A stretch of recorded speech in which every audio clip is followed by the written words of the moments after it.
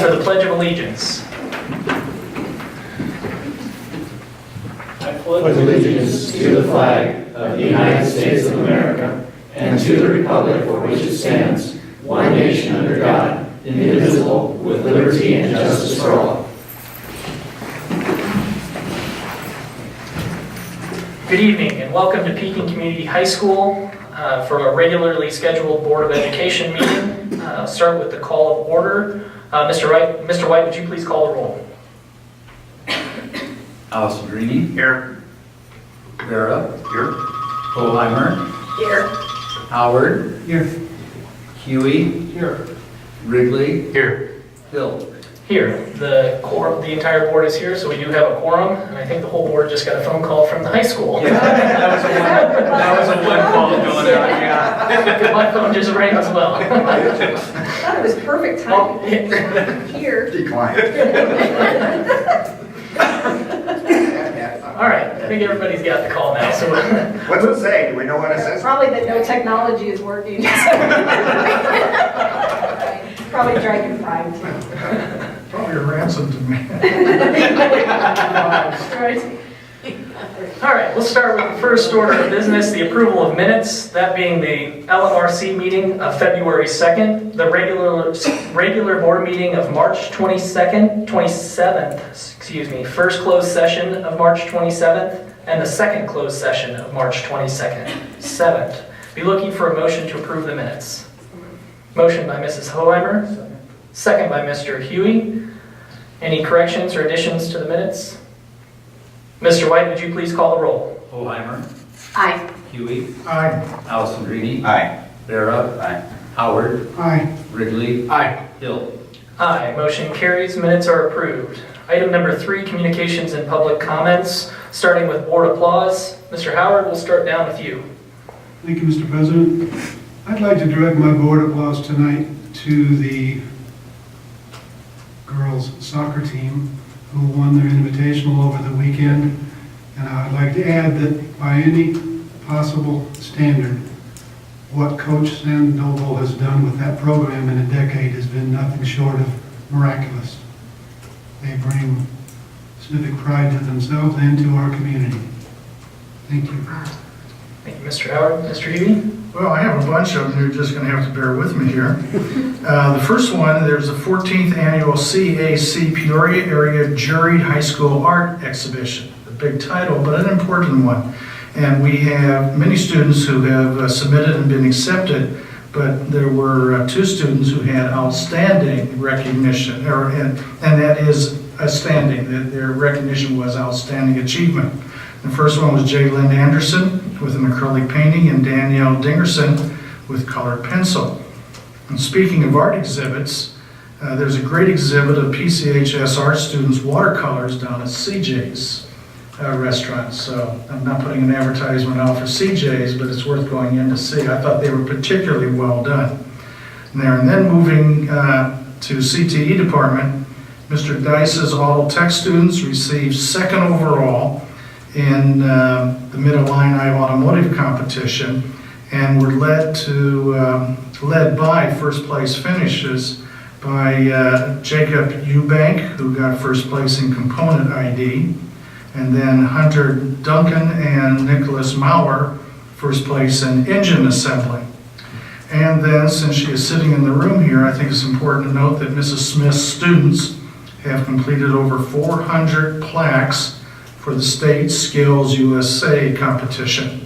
We have a very diverse group of students and diverse talents that are going to be competing this Thursday, Friday, and Saturday, and we certainly hope that you can get some of those plaques back to Pekin High School.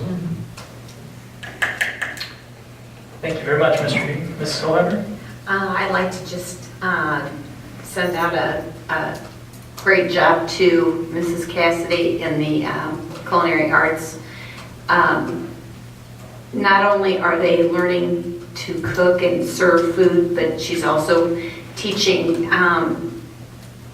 manners, answering the telephone, all kinds of different etiquette that's also very important in the food industry and in life itself. So I just want a shout out to her.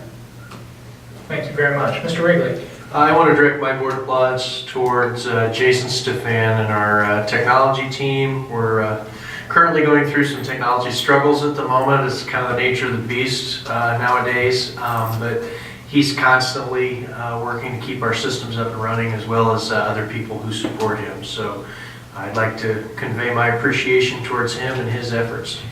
Thank you, Mr. Wrigley. Mr. Allison Green. Kind of a plug and also a thank you to the culinary arts students who will once again be taking the AMBUC charity cake that will be raffled off at the AMBUC charity auction on Friday, May 5th. They do an outstanding job, and that organization raffles that off to the highest bidder and goes to a good cause. Historically, that's always been a great auction item, I think, for the auction, isn't it? Great, thank you very much. Mr. Barrow. I would like to congratulate, I think 7, if I counted correctly, of our student athletes who have signed with colleges for next year. Haley Peterson, Christy Torrey, Leighton Rhodes, Julian Hill, Jordan Finneran, Caitlin Smith, and Katie Pendleton. Various sports, various schools. Proud of them. Good job. Thank you very much, Mr. Barrett. And my board applause was going to also be to Miss Smith's class and also Mr. Perel and his class for helping us make those plaques. I think the most recent plaque order went in on Sunday of this past week, so that was for a couple of last-minute plaques that the skills group needed. So thank you very much for that, and please pass that on to Mr. Perel and both of your classrooms. We'll move on to the Student Council report. Amanda Rockwell, President of Student Council, is here, and our new president for coming in next year as well. Hi there, I just want to introduce you all to Katie Curtis. She is our Vice President right now and soon to be President. She's training tonight, so bear with her, and she'll also be presenting. Student Council is wrapping up this year with a few more events to go. The fundraising committee is over with, and they have finished their St. Jude process, and they held a week-long event that was called Hope Week, and that's where we raised awareness and money for St. Jude and the Dax Locke Foundation. So we raised awareness for childhood cancer. We also held the Easter egg hunt, which was our very first one, and that was on April 8th, where over 200 kids participated, which wasn't too bad for the first year. All of the money from the baskets and baked goods that were donated by PCHS students and staff were given straight to the Dax Locke Foundation in St. Jude, and we raised over $1,500. Senior Citizens Prom is another committee that we had, and that is over with as well. That was last Friday, and we hold an annual prom for senior citizens. The event went great. They all love it. They look forward to it every year. We received many compliments. Next year, we're going to be working on getting the word out more, and we're going to contact more retirement communities in Bloomington and Peoria. We had about 60 people in attendance last Friday. Teacher Appreciation Committee has decided on themes for the Spirit Week, which are all based around what teachers do. And the committee has went around to local businesses asking for donations, which will be given to our teachers for prizes, etc., anything else that they come up with.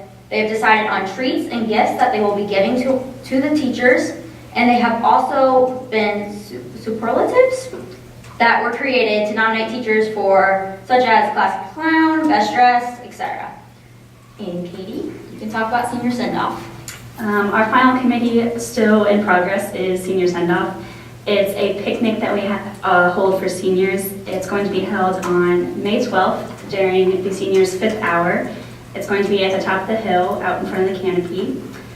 The committee has been planning on what activities are going to be held, and we've been informing new freshmen and new members of what senior send-off actually consists of in the meetings. There's a booth this week during lunch where the seniors can pick up their permission slips to sign up for the event. Next year's executive board and myself, I'm sticking around, will attend the IASC State Convention, which is in Lombard, Illinois, and that's May 4th through the 6th, and 6th is prom, so I'm going to have to come home really quick from Chicago, and we're presenting the book that we've been putting together this whole year, and we're hoping for an award. So we're finishing up all of our touches on that.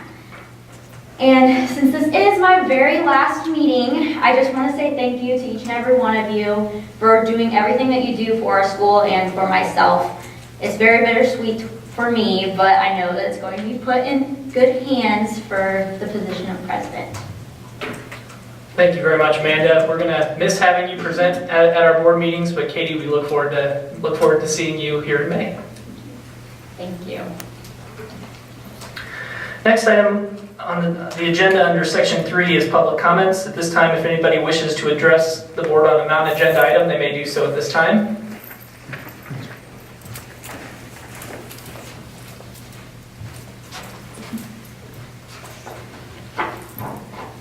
You need my name again? That's okay. All right.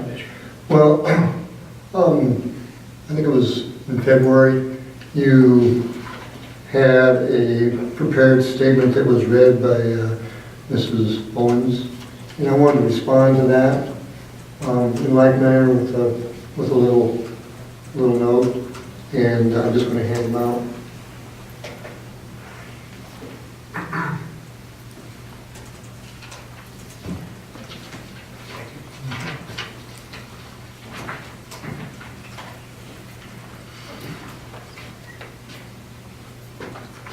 I would hope that you would read it, and there may be a future quiz on that, I don't know. But I'm just really concerned about this issue. I think that we've had a lot of quote, legislation in our state that has gone the wrong way. We call it law, but I'm not sure how actually legal it is. Something my mom told me that when I was young and I was growing up and doing all kinds of foolish things, she said, son, she says, you know, 2 wrongs don't make a right. And I've learned that no matter how many times you do something wrong, it just never makes it right. We have to do the right thing, and we have to keep doing that. And I'm really concerned for this young man, Carlos. And I don't know that just acquiescing to his desire to be other than what he is going to help him. And I don't know that it's going to help the rest of the student body either. My daughter served on the student council, and she also participated in soccer. It was nice to hear that the soccer team has done so well this year, and the program is doing as well. And she also is in art. She kind of got that from me. I graduated with an art degree from Illinois State, and she's very talented. She went on to UIC and got her degree in doing fairly well right now. But thank you, and hopefully Carlo can get the help that he needs. Okay? Thanks.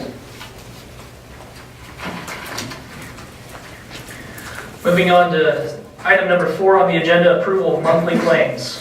Mr. President, I move for the payment of the monthly warrants in the amount of $2,840,868.25. Per detailed information found in the agenda, summary information is also included in the agenda. Motion by Mr. Alessandrini. Do we have a second? Second by Mr. Howard. Mr. White, would you please call the roll? Alessandrini. Aye. Howard. Aye. Vera. Aye. Holheimer. Aye. Huey. Aye. Wrigley. Aye. Hill. Aye. Motion carries. Monthly warrants are approved.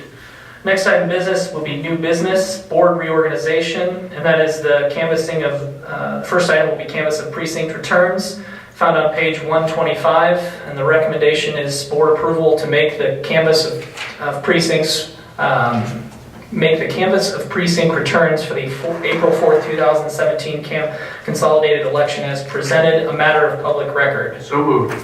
Motion by Mr. Wrigley. Do we have a second to that motion?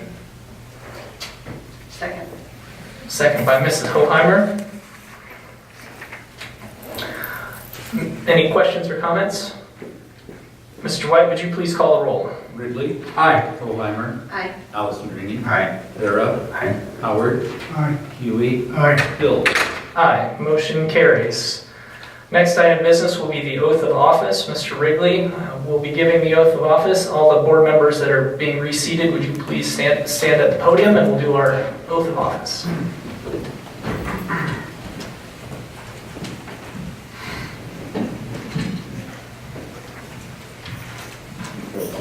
I feel like I'm taking the time. Would you please raise your right hand and repeat after me?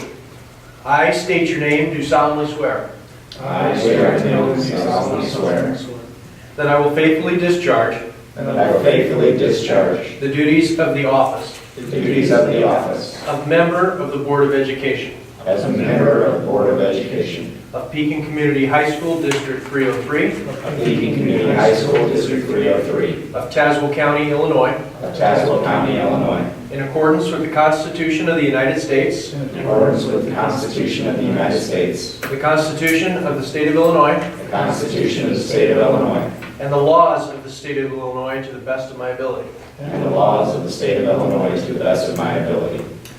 I further swear I further swear that I shall respect taxpayer interests that I shall respect taxpayer interests by serving as faithful protector and serving as faithful protector of the school district's assets. of the school district's assets. I shall encourage and respect I shall encourage and respect the free expression of opinion the free expression of opinion by my fellow board members and others by my fellow board members and others who seek a hearing before the board who seek a hearing before the board, while respecting the privacy of students and employees. while respecting the privacy of students and employees. I shall recognize I shall recognize that a board member has no legal authority that a board member has the legal authority as an individual, as an individual, and that decisions can be made only and that such decisions can be made by a majority vote by majority vote at a public board meeting. at a public board meeting. And I shall abide And I shall abide by majority decisions of the board by majority decisions of the board while retaining the right to seek changes while retaining the rights to seek changes in such decisions in such decisions through ethical and constructive channels. through ethical and constructive channels. Congratulations. Please change that. It's time for another election. 4 years left yet? Yeah. Yes, I did see that. The next policy was changing Thank you very much, Mr. Wrigley. Next item of business will be the adjournment of the old Board of Education. With this, we have board recommended action to declare the old Board of Education adjourned sine die. So moved. Motion by Mr. Alessandrini, second by Mrs. Hoheimer. Questions or comments? Mr. White, would you please call the roll? Allison Marini, Aye. Hoheimer, Aye. Vera, Aye. Howard, Aye. Huey, Aye. Wrigley, Aye. Hill. Aye, the motion carries. Now it's time for us to recreate the board again. So board action is to nominate the President Pro Tempore to handle the election of the office. Mr. President, I nominate Eric Hill to the office of President Pro Tempore. Eric Hill is nominated by Mr. Wrigley. Are there any other nominations? Be looking to appoint Mr. Hill to President Pro Tempore by majority vote. Thank you. By unanimous consent. Mr. Wrigley, or Mr. White, would you please call the roll? Wrigley, Aye. Allison Marini, Aye. Vera, Aye. Hoheimer, Aye. Howard, Aye. Huey, Aye. Hill. President. The motion carries. Eric Hill will be the President Pro Tempore. Next item of business will be nomination and election of office of President of the Board of Education. At this time, do we have a nomination for President of the Board of Education? Mr. President, I would like to nominate Eric Hill for Board of Education President. Karen Hoheimer nominates Eric Hill. Are there any other nominations for President? Motion to close nominations and elect by unanimous consent. Motion by Mr. Alessandrini to close nominations and elect by unanimous consent, seconded by Mr. Huey. Mr. White, would you call the roll? Allison Marini, Aye. Huey, Aye. Vera, Aye. Holheimer, Aye. Howard, Aye. Wrigley, Aye. Hill. Present. Motion carries. Eric Hill will serve as president of the board. Next item will be nomination of the election of office for vice president of the Board of Education. Do we have any nominations at this time? Mr. President, I nominate Ryan Wrigley for the office of Vice President. Nomination from Quinn Barra for Ryan Wrigley as vice president of the Board of Education. Do we have any other nominations at this time? Motion to close nominations and elect by unanimous consent. Motion by Mr. Alessandrini to close nominations and elect by unanimous consent. Do we have a second to that motion? Second by Mrs. Hoheimer.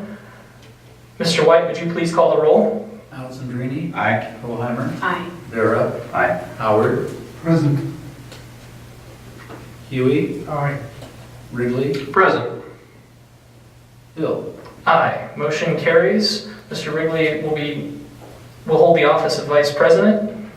Next item of business will be 5.1.7, nomination for secretary of the Board of Education. At this time, do we have any nominations for secretary for the Board of Education? Mr. President, I nominate Karen Holheimer to the office of Secretary of the Board of Education. Ryan Wrigley has nominated Karen Hoheimer for secretary of the Board of Education. Do we have any other nominations? Motion to close nominations and elect by unanimous consent. Second. Motion by Mr. Alessandrini to close nominations and elect by unanimous consent, seconded by Mr. Wrigley. Mr. White, would you please call the roll? Alessandrini, Aye. Wrigley, Aye. Vera, Aye. Holheimer, Present. Howard, Aye. Huey, Aye. Hill. Aye. Motion carries. Mrs. Hoheimer will serve as secretary of the Board of Education. Next item of business will be establishment of a schedule containing the dates for the 2017-2018 regularly scheduled meeting of the Board of Education. That can be found on page 137. At this time, we'll be seeking board motion to approve the schedule of regularly scheduled meetings, dates for the Board of Education as of 2017-2018 as presented. Motion by Mrs. Hoheimer. Second. Second by Mr. Huey. Any questions or corrections? Mr. White, would you please call the roll? Holheimer, Aye. Huey, Aye. Alessandrini, Aye. Vera, Aye. Howard, Aye. Wrigley, Aye. Hill. Aye. Motion carries, and the meetings have been established. 5.1.9, Board Policies, Procedures, and Resolutions. Recommend board adoption of the policies, procedures, and resolutions adopted by actions of previous boards of education. Motion for approval. Motion by Mr. Alessandrini, second by Mrs. Hoheimer. Any comments, questions, or corrections? Mr. White, would you please call the roll? Alessandrini, Aye. Holheimer, Aye. Vera, Aye. Howard, Aye. Huey, Aye. Wrigley, Aye. Hill. Aye. Board policies, procedures, and resolutions have been adopted. And lastly, on 5.1.10, the establishment of the fiscal year for the district as July 1st through June 30th. Be seeking a motion to that effect. Motion by Mrs. Hoheimer. Second. Second by Mr. Wrigley. Comments or questions? Mr. White, would you please call the roll? Holheimer, Aye. Wrigley, Aye. Alessandrini, Aye. Vera, Aye. Howard, Aye. Huey, Aye. Hill. Aye. Motion carries. Fiscal year has been established. Moving on to 5.2, closed session. We have a request for closed session regarding the appointment, employment, compensation, discipline, performance, or dismissal of specific employees of the public body or legal counsel for the public body, including hearing testimony on a complaint lodged against an employee of the public body or against legal counsel for the public body to determine its validity, the setting of price of sale or lease of property owned by the public body, and litigation when an action against, affecting, or on behalf of a particular public body has been filed and is pending before an court or administrative tribunal, or when the public body finds that an action is probable or imminent, in which case the basis for the finding shall be recorded and entered into the minutes of the closed meeting. Do I have a motion to that effect? So moved. Motion by Mr. Huey, second by Mr. Wrigley. Questions or comments? Mr. White, would you please call a roll? Huey, Aye. Wrigley, Aye. Alessandrini, Aye. Vera, Aye. Holheimer, Aye. Howard, Aye. Hill. Aye, motion carries, and we'll be back shortly. Closed session, we want to just make a note, Ms. Hoheimer had to step away because of some medical conditions, so she will not be returning this evening. But moving on with the consent agenda, 5.3, recommend board approval, are there any items that a board member wishes to have pulled from the consent agenda? At this time, we'll be recommending board approval of the consent agenda, item 5.3.1 to 5.3.2 as presented, including the personnel reports pending background checks as necessary. So moved. Motion by Mr. Howard, second by Mr. Huey. Comments or questions? Dr. Owens, do you want to say anything about the donation? We talked about this a little bit last time, that we would come to you and put this on the agenda each time, and I referenced that there were still some donations in the works, and so that one has come through for $1,050. That was a grant given to us to buy toiletries and school supplies, and that will go towards the inventory in Dragon's Closet. So it's another donation that we've received for that. And again, direct correlation to the work that Amy and Sheila are doing on that community outreach program and meeting with the community members on that. So. Thank you very much. Any other questions or comments? Mr. White, would you please call the roll? Howard. Aye. Huey. Aye. Allison Greenie. Aye. Vera. Aye. Ridley. Aye. Hill. Aye. Motion carries. Consent agenda is approved. 5.4, Pekin Insurance Holiday Tournament Bylaws. Mr. Alessandrini. As you know, I represent this board on the Pekin Insurance Holiday Tournament Committee. They've always had bylaws. It was time to review those and update those because duties have changed between some of the committee chair people, and so they began the process of updating those bylaws. What you have tonight is the updated bylaws, and per our board policy, we need to approve those bylaws. So at this time, I would make a motion to approve the Pekin Insurance Holiday Tournament Committee bylaws. No second. Motion by Mr. Alessandrini, second by Mr. Howard to approve the Pekin Insurance Holiday Tournament Bylaws. Any questions or comments? Mr. White, would you please call the roll? Allison Greenie. Aye. Howard. Aye. Vera. Aye. Huey. Aye. Ridley. Aye. Hill. Aye. Motion carries. Bylaws are approved. 5.5 will be the resolution for listing the Building and Trades House, 1833 Whitetail Lane in Pekin. Dr. Owens. So I would direct you to page 145 in your agenda materials, where there's a resolution by the board. Whereas the Board of Education has and does hereby determine that the property described as Lot 135 in Deerfield's Estate, commonly known as 1833 Whitetail Lane, has become unnecessary, unsuitable, and inconvenient for a public school and unnecessary for the use of the district. Therefore, be it resolved by the Board of Education of Pekin Community High School District Number 303 as follows. Section 1, the recital herein above set forth is incorporated herein, adopted as a fully set forth herein. Section 2, the property which consists of residential property constructed or renovated by students as part of a curricular program shall be sold by engaging the services of a licensed real estate broker pursuant to the procedures set forth in school code. Section 3, the minimum price for the sale shall be $210,000.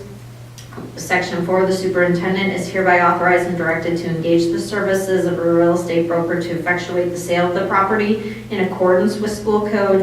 And Section 5, the said sale of property shall be according to the terms generally set forth in the residential sales contract of the Peoria Area Association of Realtors. And that the superintendent is hereby authorized and directed to sign any and all documents necessary to complete the sale of the property, including but not limited to the acceptance of an offer at or above the minimum sales price set herein, the deed, and other related closing documents. Be our recommendation that you adopt that resolution as presented. Great. Motion by Mr. Howard, Second. second by Mr. Wrigley. Questions or comments? Mr. Alessandrini, thank you again for submitting that resolution, so we were able to go straight to listing it with our broker and bypassing the We're sealed aware bid. of the school code that exists. Any other questions or comments? Mr. White, would you please call the roll? Howard. Aye. Ridley. Aye. Alessandrini. Aye. Vera. Aye. Huey. Aye. Hill. Aye, motion carries. 5.6, the 2018 close-up trip. Dr. Owens. Typically, I come to you very early, late in the summer, early in the fall, with the proposed close-up dates and close-up trip proposals out of the Social Studies Department. They have asked that we do this now, therefore that they can advertise this trip, choose the trip's participants, and then actually have the summer to fundraise in addition to part of the school year next year. So I come before you proposing the annual close-up trip by the Social Studies Department, whose supervisor next year will be Colleen Call as the faculty advisor, hopefully with the week-long program being March 25th through the 30th of 2018, where it's open to juniors and seniors. Obviously, we come before you because it requires board approval for any trip over 500 miles outside of the state. They will open the trip this spring to hopefully pick those participants, but they will have a second opening in the fall if any additional students want to potentially put their name in and be chosen for the trip. So it won't axe out anybody in the fall, but they're really hoping to get a jump on letting the students know ahead of time and giving them some additional time to fundraise. So that would be the recommendation for you to be considering tonight.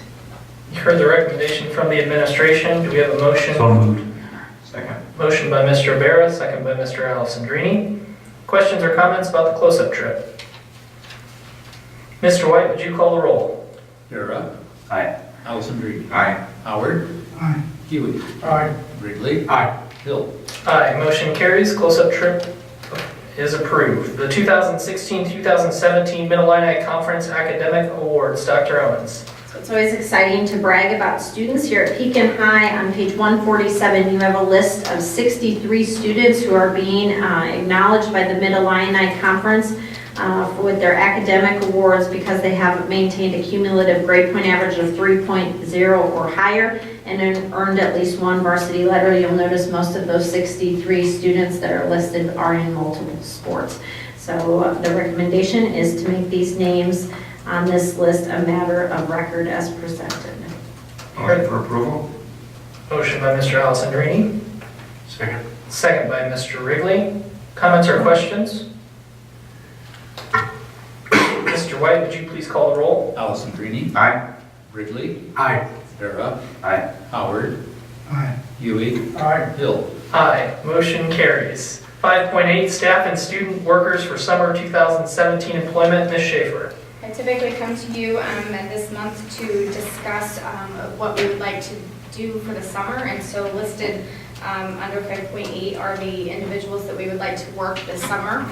Stephanie Harris would be on lockers and grounds. John Kennedy would be a moving crew supervisor, and then the students that we would like to recommend are Drake Anderson, John Hens, Chase Murphy, and Eric Boppel, who are all individuals that we've had in the past. Their first possible date would be June 5th, 2017, working through August 17th as the last possible date.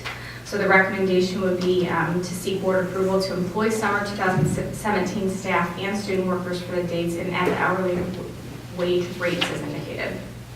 Heard the recommendation from the administration. Do we have a motion to that effect? So move. Motion by Mr. Huey, Second. second by Mr. Howard.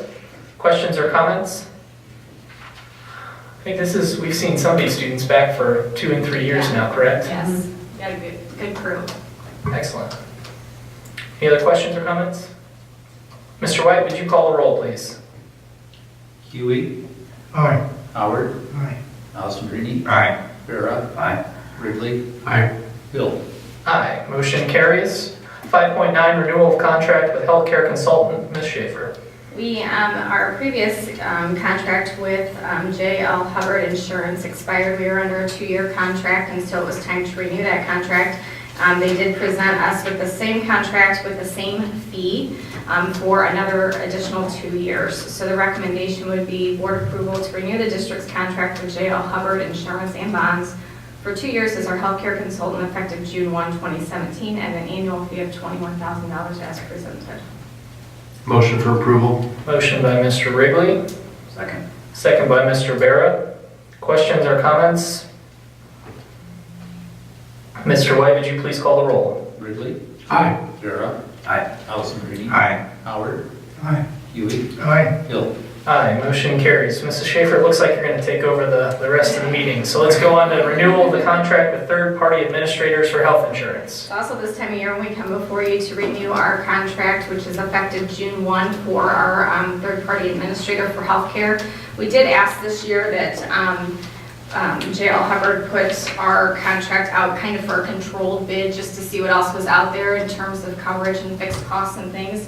They did do that for us. We had response from, in addition to United Healthcare, we had response from about 4 other companies. However, after reviewing all of the results with Rick and Amy, we felt that the recommendation was solid to continue to stay with United Healthcare. They were able to negotiate some of their fixed costs.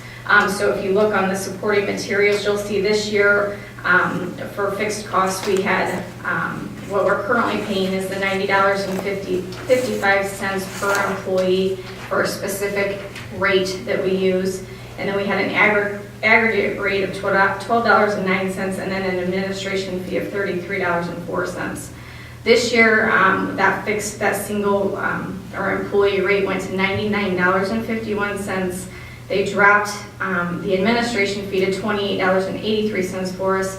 And then we chose this year not to pay for the aggregate rate, and so we dropped off that fixed fee, which saved us about $19,000. That rate basically ensures that we won't go over the aggregate amount of claims that they are actuarially figuring that we will, and we've never come close to that. So we felt like we were confident that that was a premium we really didn't need to pay anymore, and so we asked that they drop that for the 17-18 year. So overall, our fixed rate this year per employee is $128.34. So it is less in the way of fixed costs than what we're paying in the current year. So we would recommend board approval to renew the district's contract with United Healthcare as a third-party administrator for health insurance effective June 1, 2017 at a fixed cost of $128.34 per employee per month as presented. So moved. Motion by Mr. Howard, Second. second by Mr. Wrigley. Questions or comments? Mr. White, would you please call the roll? Howard. Aye. Ridley. Aye. Allison Green. Aye. Vera. Aye. Huey. Aye. Hill. Aye, motion carries. Moving on to 5.11, renewal of contracts with third-party administrators for ancillary benefits. Mrs. Schaefer. We have used the past several years a company by the name of Guardian who administers our dental plan and our vision plan and our life insurance and accidental death and disability insurance plans. We are recommending to go with them again this year. The monthly fixed fee went up slightly. We were paying $4.15, and the request this year is $4.36. And then some of the vision rates, which the district does not contribute to that, but it's a voluntary program that employees can choose to purchase, and those rates went up slightly, but nothing significant. So our recommendation would be to renew the district's contract with Guardian as our third-party administrator for ancillary benefits effective June 1, 2017 at a fixed cost of $4.36 per employee per month as presented. For the recommendation from the administration, do we have a motion to that effect? So moved. Motion by Mr. Alessandrini, Second. second by Mr. Huey. Board members have questions or comments? Mr. White, would you please call the roll? Allison Green. Aye. Huey. Aye. Vera. Aye. Howard. Aye. Ridley. Aye. Hill. Aye, motion carries. 5.12, yearbook contract, Ms. Schaefer. It was time to put out bids again for the company that works on our yearbook, and actually Mrs. Smith helped to facilitate this process this year, and so those Bid documents went out and we received responses from 5 different companies. We received a bid from Entourage, Walsworth, Balfour, Jostens, and Herff Jones. We're currently with Herff Jones and have been satisfied with their service and with their yearbook and with their product. As part of the bid documents, there's several different questions that are asked and different things that Mrs. Smith honestly goes through a lot of that and critiques the things that they have answered as far as the logistics and all the different things that go into doing the yearbook. Herff Jones was not the cheapest. They were not the most expensive, but we felt comfortable bringing the recommendation back to you to continue with Herff Jones. They did not raise their annual fee. They're still at $32,760 per year, and that would be a fixed rate for the next 3 years. They're not proposing any increases. We would not need to increase the price of the yearbook either. We feel that her activity fund is still sufficient to continue to maintain the yearbook and its integrity and keep the cost of the yearbook the same. So the recommendation would be to approve a 1-year contract for the 2017-2018 school year with Herff Jones renewable for up to 2 additional years upon satisfactory performance. Heard the recommendation from the administration. Do we have a motion to that effect? So move. Second. Motion by Mr. Huey, second by Mr. Howard. Questions or comments? Mr. Schaefer, question. Mm-hmm. If they renew for years 2 and years 3, then that doesn't have to come back to this board, right? Correct. Right. Perfect. Thank you. Mm-hmm. Any other questions? Mr. White, would you please call the roll? Huey. Aye. Howard. Aye. Allison Greenie. Aye. Vera. Aye. Ridley. Aye. Bill. Aye, motion carries. Last item under section 5, garage sale for surplus district equipment, Ms. Schaefer. As we begin to prepare for all of our summer projects, specifically in the library, we've come across quite a few things that we feel we need to dispose of, and a lot of those items are coming from the library. And so on the support for the garage sale, we've listed the major items that we feel we would like to sell. We're going to do it a little bit different this time. In the past, we've actually hired auctioneers to come in and do some of those, do the pricing. With the types of things that we're selling this year, we feel like we can price this and facilitate it ourselves.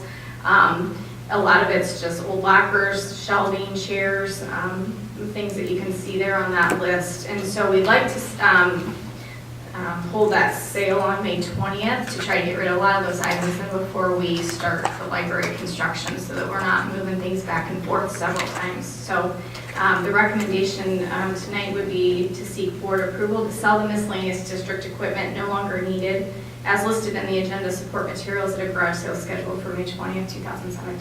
So moved. Motion by Mr. Howard. Do we have a second to that motion? Second. Second by Mr. Vera. Question, Mrs. Schaefer. Uh-huh. About a month ago, Mr. Hugh and I took a tour underneath that G building, and that was incredible. If you've never been under there, it's worth your time to go under there. I think I was most fascinated by the honeycomb floor and the challenges it presents when they're running ductwork up and down and in and around. But my question is this. Mr. Bonnet showed us some items down there that he thought were going to really generate some interest, and he had expressed the opinion that he'd like to maybe do like seal bids on them. I know there's a sign down there that he thinks people are salivating over, and I am inclined to agree with him. Yeah, he did. He listed next to some of those items. That's the asterisk that's on there, right? Yeah. So you are going to go ahead and do Yes. that, was my question. Yeah, yes. I think it's a great idea. Yeah. Because if you get a couple people going, you could run the meter up, I think. Yeah, and a lot of those things are older West Campus type items or just more nostalgia type things that probably will generate more interest, and so that would be the plan. It's hard to put a price on those things until you see what the interest is, so I think we're going to try it that way and see what happens. Well, and I'm wholeheartedly in support of the process you're using here as opposed to getting an auctioneer or someone like that. So you got kind of a hybrid in the middle, and Right. I think that'd be great. Yeah. Thank you. Mm-hmm. Any other questions on the garage sale? Mr. White, would you call the roll? Howard. Aye. Vera. Aye. Allison Greenie. Aye. Huey? Aye. Wrigley? Aye. Bill? Aye, motion carries. Next, moving on to reports, starting with resignations report, Mr. Wrigley. We have 3 resignations to make matter of record. Valerie Cheek, school nurse, effective at the end of the workday on 5 May 2017. Keith DeSelms, teacher for CTE, effective the end of 16-17 school year. And Lowell Coons, director for orchestra, cultural studies department, effective at the end of the 2016-2017 school year. Thank you, Mr. Wrigley. You want to move into policy? Sure. Policy committee met this evening at 5:15 in the superintendent's office, where we discussed a much smaller press packet than last time, as well as a couple of policies that we wanted to review internally, and the naming of facilities was also discussed this evening. Thank you, Mr. Wrigley. Mr. Alessandrini, operations and maintenance. We did not meet. All right, LMRC, Dr. Owens. We met this past month and discussed, had a conversation around why it is we do athletic eligibility posting the way that we do, and would there be any interest to do it any differently, and we just had a discussion around why it is done the way it is, and are planning to leave it the same way moving forward. Thank you. You want to move into student achievement? Sure. So student achievement met last week. We are at a point where we have a vision, we have a mission. We talked about potential mottos. If you remember, we sent out an email and did some publicity around having a contest with ideas for mottos. So that committee, we had about 47 to 50 submissions of different mottos. That committee spent some time last week narrowing those down to 3 finalists, and so those 3 finalists will be put back out in a Google form for our staff, our faculty, our students, and our parents to vote on here in the next, maybe when we have technology up and running again, hopefully within the next week or so, so that hopefully by the end of the year or in the next couple weeks, we know what the final motto is, and can do some work around our logo and our motto this summer to have some materials and some things set for next year for some unveiling in terms of our rebranding and what we're doing. So spent a lot of time on that, talked about some ideas we had around website design and different apps we can pursue and different ways we can get word out as we're talking about communication next year, and that's what we worked on this past month. So stay tuned on that. And in that process, Dr. Owens deserves a commendation because she shepherded 47 or 50 slogans down to 3. Yes. And I couldn't believe how quickly you got that accomplished and how many smiles there were in the room. And I think the biggest smile was on your face because you were really getting into that. I know. It was fairly painless, which was always good, right? If you'd said that to me before you started, I would have said, no way. Yeah. But it worked out really well. It did.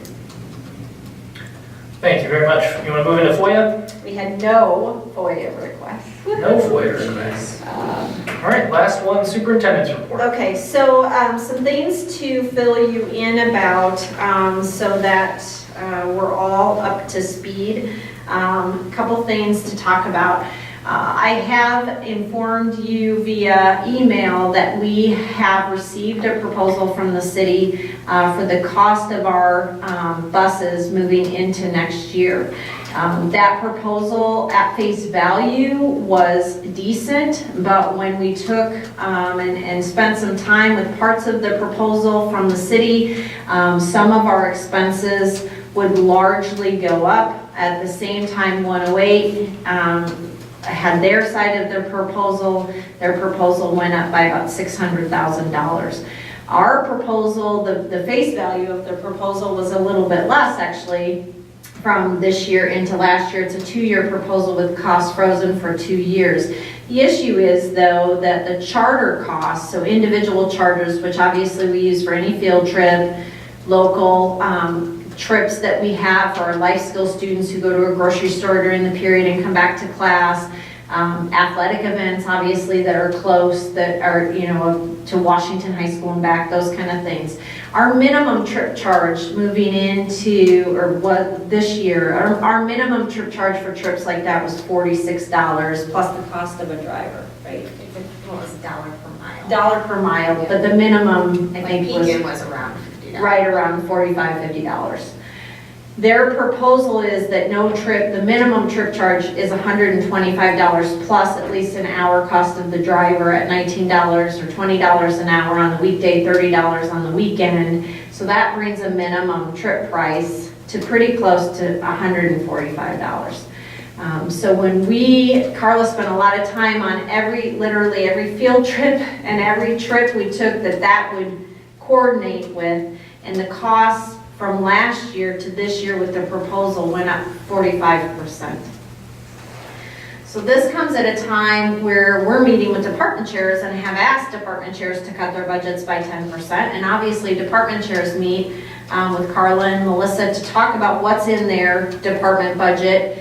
We actually asked the city before we started the budget process how much these trip charges were going to be, because we give that information out to department chairs. They told us it was going to be the same. So people built their budgets on that assumption, which really wasn't an assumption because we had called and checked, only to find out that isn't what the plan is. The other issue that we have with the city's proposal is that they've given us a spreadsheet of fees which seem to be inflated in most of the columns, but the other pieces, we feel like we're getting charged for fuel twice. And on the second piece of the fuel charge, they want to charge the cost of fuel plus 10% surcharge. And our intergovernmental agreement clearly says we pay for the cost of fuel, period. No surcharges. So we have requested a meeting with the city. 108 has requested the same. We are, I believe, scheduled to meet, Carla and I, Dr. Link, and their financial person in 108. The four of us are going to meet with the city accountant on Wednesday morning to have a conversation about where the figures came from, I guess, in terms of where the figures are and an explanation. And then we will pursue another meeting with the city planner, who wants us to meet with the accountant first before he meets with us. Obviously, we have a concern because we have explained, both Dr. Link and I have explained via email that we will not accept this proposal. We're not in a position to take on this type of increase, and we're being told that they have to cover their costs. But obviously, when we look at budgets and their budgets, they are making money on this bus contract and always have. So we're going to continue to keep you updated. We'll see, hopefully the meeting Wednesday goes well and we'll have another meeting. Obviously, we don't want to get to a point where we can't come to an agreement, because if we can't come to an agreement, then our only choice would be to put our busing services out for bid. So nobody, I mean, that's in the back of everybody's mind, that's a potential that could happen. Obviously, we've always been happy with the city's service with us. It's local. You can reach out literally and touch somebody. It's been a good service for us, but we are going to continue to have conversations because we are not happy with the fact that we're seeing a 45% increase on charters and an overall, I mean, I don't know what the overall fuel cost will end up being in terms of an increase, but when you add a 10% surcharge on the fuel, obviously you're going to have an increase in your costs. So, so we'll keep you posted, but that is definitely a concern that both 108 and 303 share, and we'll be working on to try to come to some resolution. Questions on that? Two questions. Excuse me. Mrs. Schaefer, you calculated the 45% increase. Did you come up with even a rough number as to the impact on the budget, dollar-wise, for that? It was about I think it was about $20,000 on that spreadsheet, just in the field trips. So it was about a $20,000 increase on charters. Okay.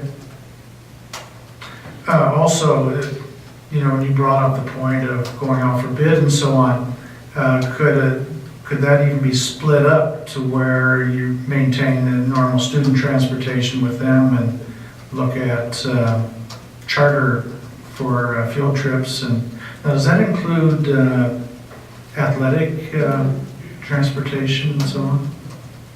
Anything outside of like a special charter where we would have Peoria charter, anything outside of that would be included in this, yes.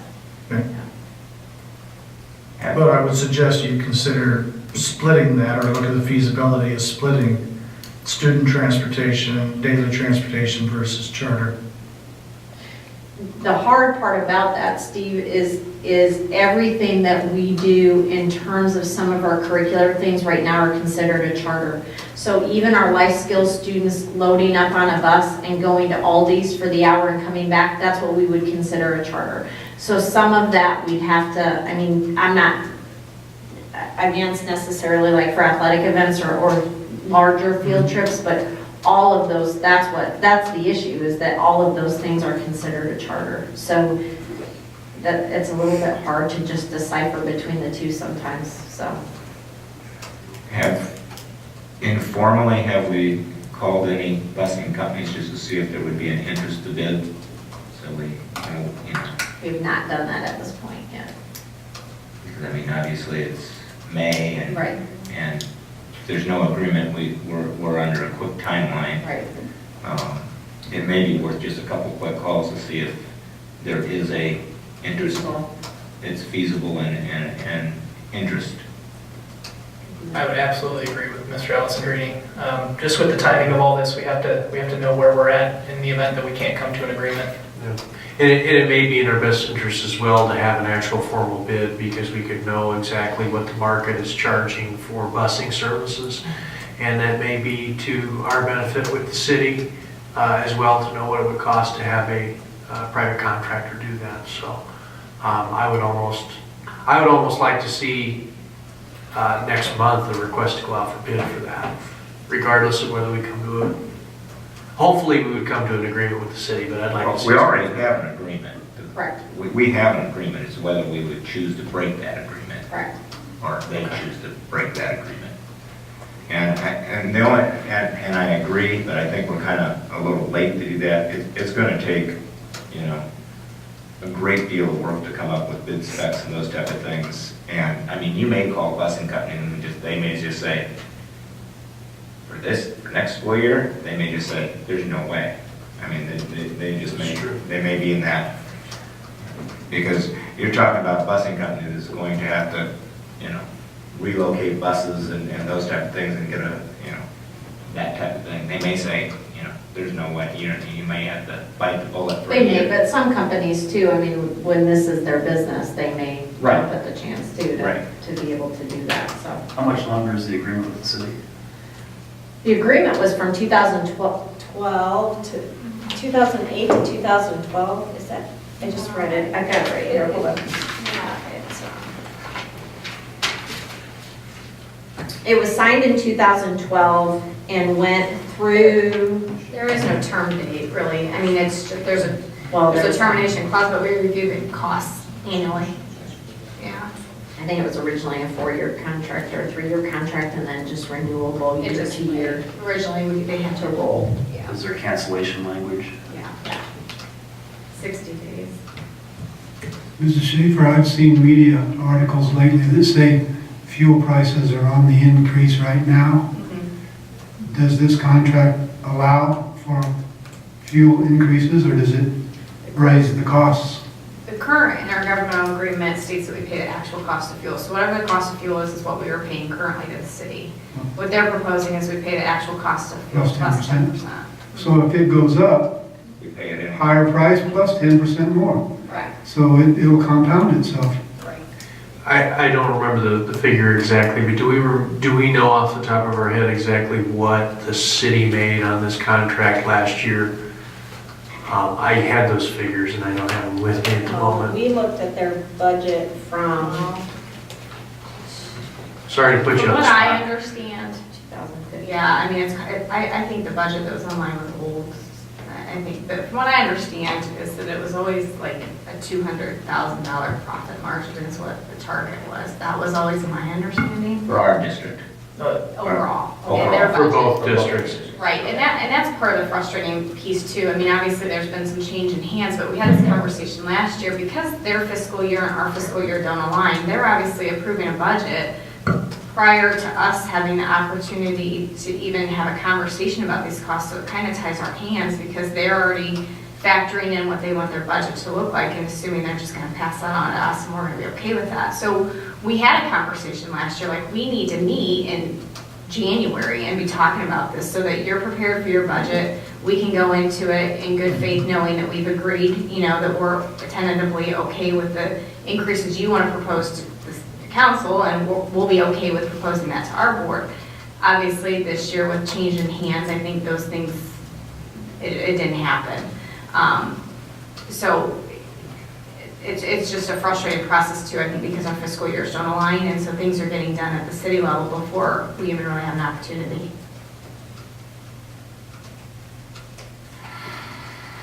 Any other questions on the city and the busing at the high school? Dr. Owens, anything else under your report? Yep, I've got a couple more things. I'm gonna have to move because I can't see that screen from here, so hold on. Got a couple things to share with you via the Booster Club and some work that they've done to show you. I would have copies for you, but we can't print, and so you're gonna have to bear with me and we'll get it here in a second.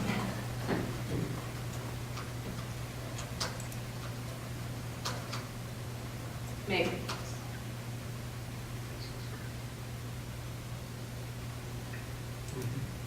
So one of the things that the boosters, can you see? So one of the things that the boosters have been working on throughout this time is they did have a meeting, honestly, with all the head coaches on April 3rd or 4th, one of the two, which went very well, explained to explained to the coaches what they were doing, what they were going to try to do, asked the coaches what their wish list of items were, and explained that they were going to work hard to get them. So hopefully this will open.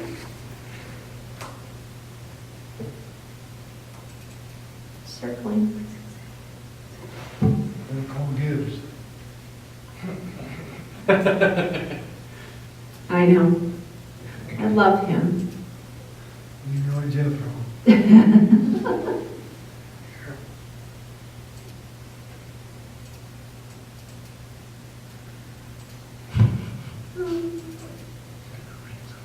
Yeah, it's under ransom.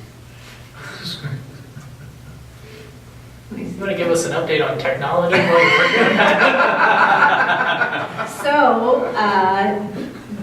most of you may have seen my email. We did over the weekend on Sunday, early Sunday morning, we had a hacker get into our accounts using a teacher's email actually and create and basically encrypt all of our information, most of our information on Skyward, and basically crippled 15 of our 18 servers. So it was a fun Monday morning to walk into.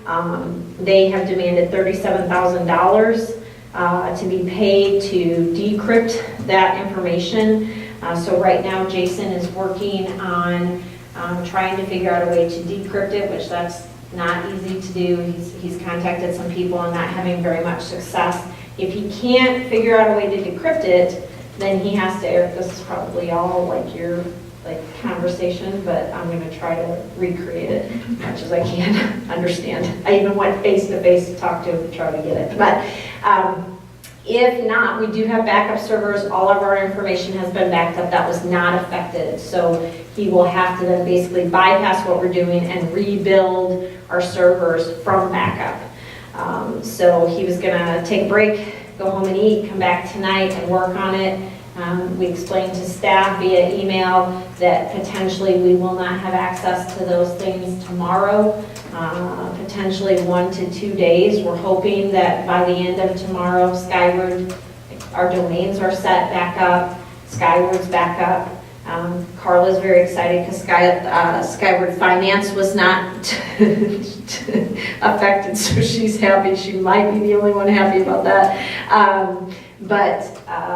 So we're kind of in a holding pattern. It obviously makes you very quick to remember how much we rely on technology. So teachers can't take attendance. Staff can't put in requests to be gone. You're not, cafeteria food services down there, handwriting what everybody has charged and not charged and paid. And So people were late from lunch. You saw that email probably. So it's created quite the firestorm of a Monday, and it looks to potentially, go into later in the week. Obviously, we have payroll at the end of the week, so we're hoping that all of this gets resolved, not only for grading purposes and attendance, but for people to get paid by the end of the week would be a good thing too. So I'll keep you posted as the week goes on, but sounds like this is becoming more of a routine thing. And I did watch the NCIS episode where this happened 2 weeks ago, and Jethro and his crew fixed it. So we do need them to come here. I'd totally be on board with that. Do we have insurance coverage for any? We We do have have, cyber liability coverage, yeah. I mean, in an event that personal information were to be hacked, and it's basically the coverage to the costs of whatever you have to do to get someone's personal information back in order. So we do have that coverage, but I don't think at this point, from what I understand, they don't have any information that they've taken from those servers. They've just locked it down. Just locked it? Yeah. Have we notified any law enforcement of any? not as of right now.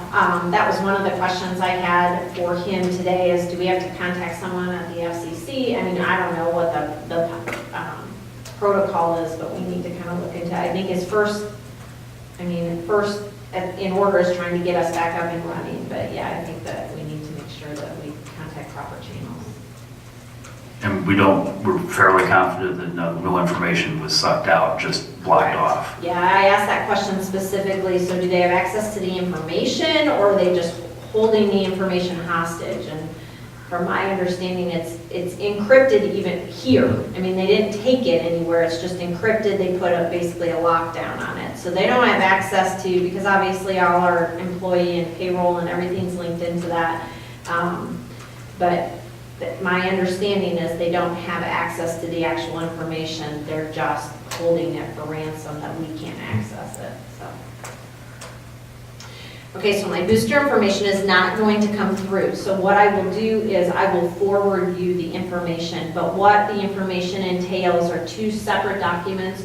One for levels of membership, so to promote membership among parents and alumni, that they become a member, and there's levels of membership that range from $25 all the way up to, I think the highest is $1,000 for membership, and then what those levels of membership include, whether it's a decal or a Huggy for your soda can or whatever the case may be, all the way up through an athletic pass. So, and then the sponsorship levels range from don't quote me, maybe $250 all the way through up to $5,000, and then based on those levels, what that entails, how many season passes that would entail, parking passes, the stadium chairs. So they've come up with a pretty good idea in terms of what they potentially are looking for levels of sponsorship. I think they've already received feedback from companies that said we'd be willing to give you more than because we said shoot for the stars, and they said, well, we'd probably be willing to give you more than $5,000 for a higher level of sponsorship. So now they're starting to kind of reconsider levels of sponsorship. So what I'm going to send you is the most up-to-date information I have, but obviously as they start to work themselves through this and start to make contacts with people, that may start to change, but I want you to at least have something in hand. Nothing that I saw on those tripped my trigger in terms of things that wouldn't be appropriate. One of the things that I do think that we talked about is they do want to start giving, as part of these higher levels, our full season athletic passes basically to anything that would charge. So football, girls and boys basketball, swimming, wrestling, I know I'm forgetting something, but well, they don't charge. But any event that would charge, basically this ticket, this season pass would get you basically an all-play pass. And when we kind of averaged out the cost of that, or what if a person went to every event and they were an adult, it would probably cost them about $200. So the thought on our end from a district is we don't mind them giving these passes to these higher levels, but we would be charging the Booster Club probably at least half of that as potential, because it's obviously going to impact our gate receipts. So we've kind of worked ourselves through that and think that's fair. Obviously, they've asked us to give those to them, for no charge, but that is something that obviously we don't know the impact, and that's kind of our first guess, but we're going to have to kind of see, just like they're going to have to see how popular that is, how many they give out, and maybe we need to reassess that after a year. They've done a phenomenal job in terms of the work that they've done and the time that they've put in. They already have their own logo. They've had McDaniel's Advertising do their logo and some of their work already for their publications.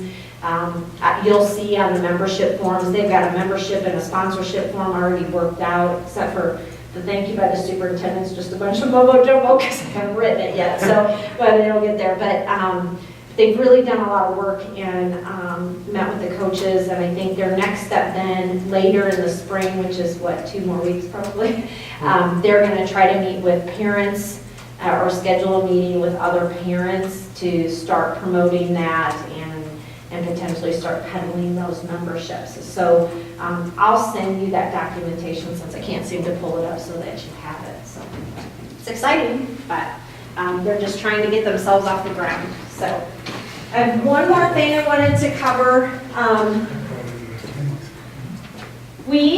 I know we have talked about a few times coming to you potentially with a recommendation around what we want to do moving forward to potentially save some costs, but make some potential changes to insurance for those people who have retired from this district and are over 65. So we have met multiple times. Obviously, Simonis came here to meet with you, and we've worked ourselves through some things.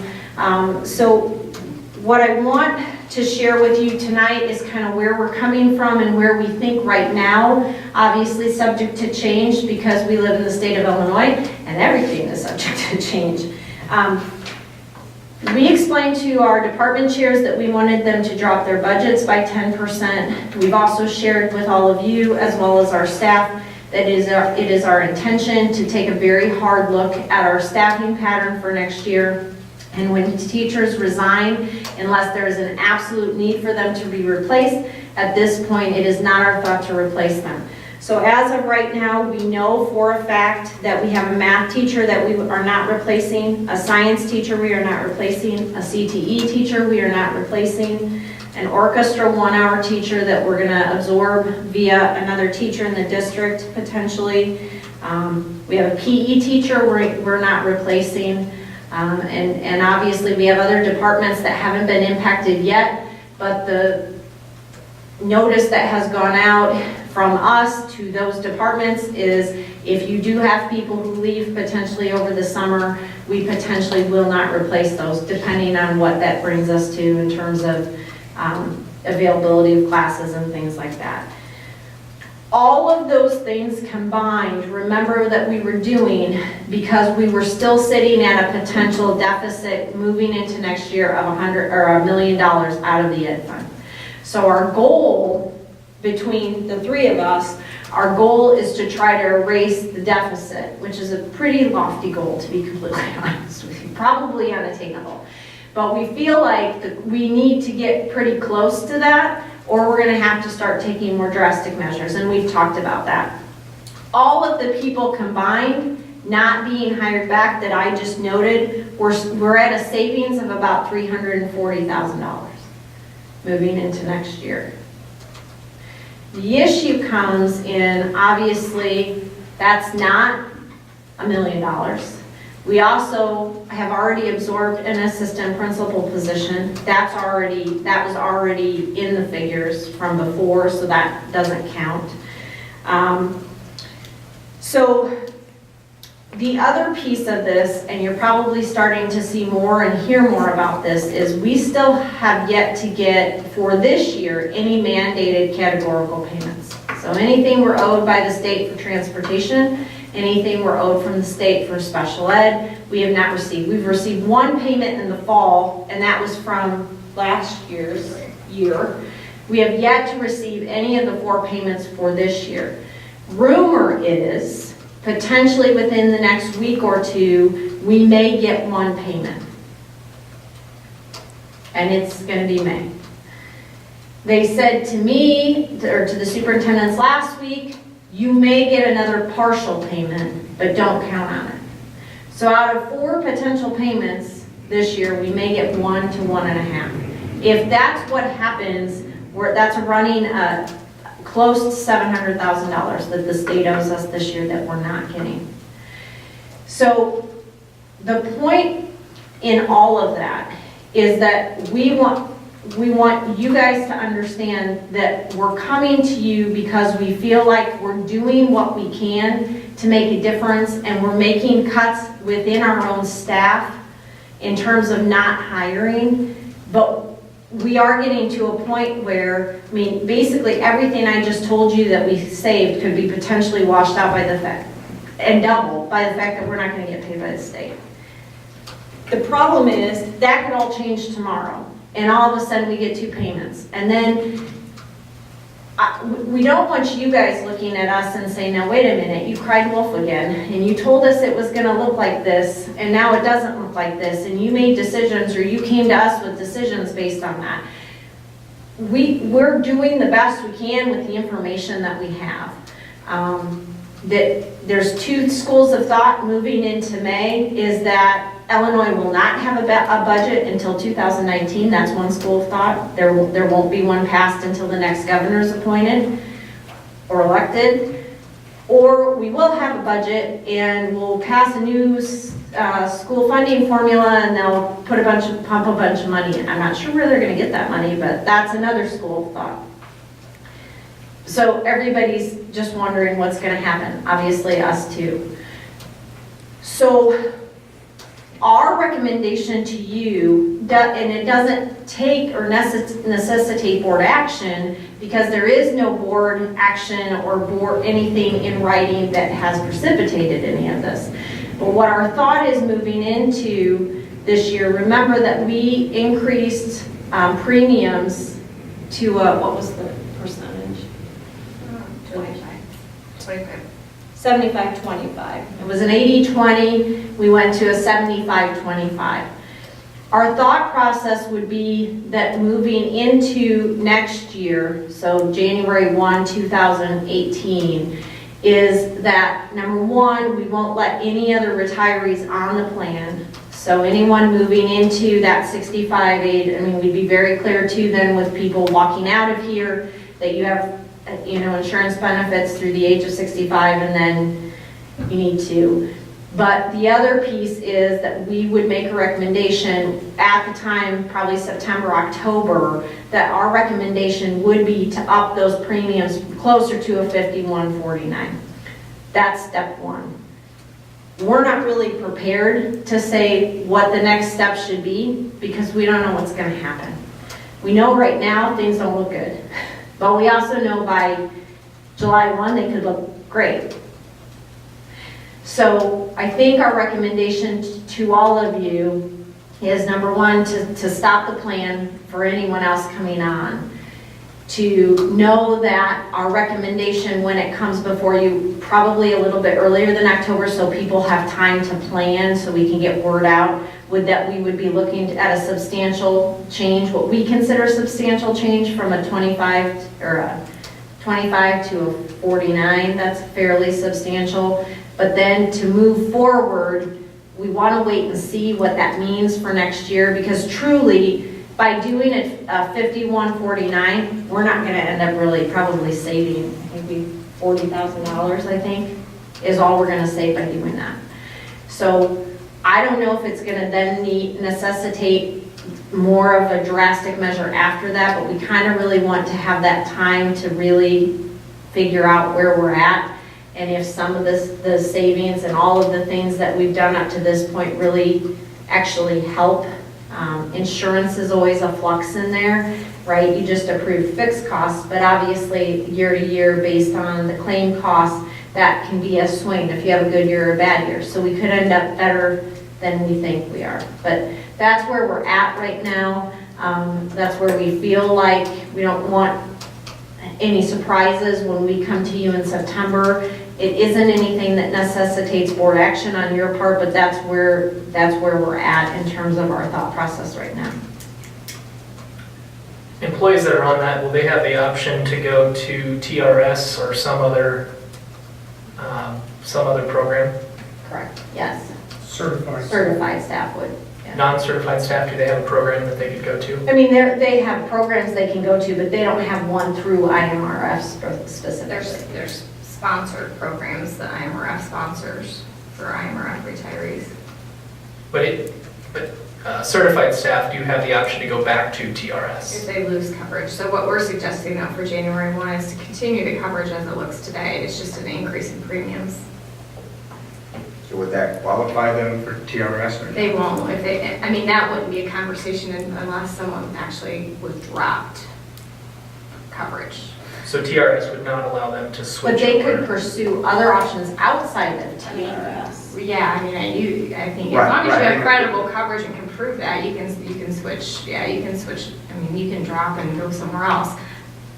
But TRS would not pick them up automatically because we still have a plan. It's just more expensive to that retiree. Do we still have about 70-ish. 70-ish, just under 80? And we have about 21, Under 65. right? Not that many. Was it not that many? I don't know. 18. Yeah, I mean, it's probably under 20 that are under 65 that are in that pipeline. And the last one I had was 21, No. last number, but I don't remember when we got this. Did I just get a number right out of my head? Yeah, you did. That's amazing. I was just, But I don't know when you gave us this document, so I, yeah, I don't think it's changed much. okay. Any other questions? Dr. Owens, anything else under superintendent's report? Do not. All right, we'll move on to item number 7, future agenda items. Is there any items that a board member wishes to see on a future agenda? All right, last thing, the month of May must be busy because I've got quite a few announcements to make. Starting with Dragon Pride on Wednesday, April 26th from 6 to 8 p.m. in the Hawkins Gym. As part of that program, an award ceremony will begin at 7:30 for students who have received nominations for leadership, academic, citizenship, and effort from each of the district's departments. The 2017 induction ceremony for National Honor Society will take place Monday, May 8th, beginning at 7 p.m. in the FM Peterson Theater, with a reception to follow in the cafeteria. Open house for our building trades property located at 1833 Whitetail Lane in Deerfield Estates is scheduled for Sunday, May 14th, and that will run from 1 to 3 p.m. Senior Academic Awards Recognition Ceremony will begin at 5:30 on Thursday, May 18th, followed by Baccalaureate at 7 p.m. Both of those will be in the FM Peterson Theater. Commencement is scheduled for Sunday, May 21st, starting at 2 p.m., and it will be in the stadium. The district's annual retirement luncheon will begin at 1 p.m. on Friday, May 26th, and that will be in the cafeteria. And just as a reminder, IASB's Central Illinois Valley Division Summer Governing Meeting is scheduled for Thursday, June 1st at Metamora Fields Golf Course. Please let Mr. White know if you plan to attend no later than May 24th.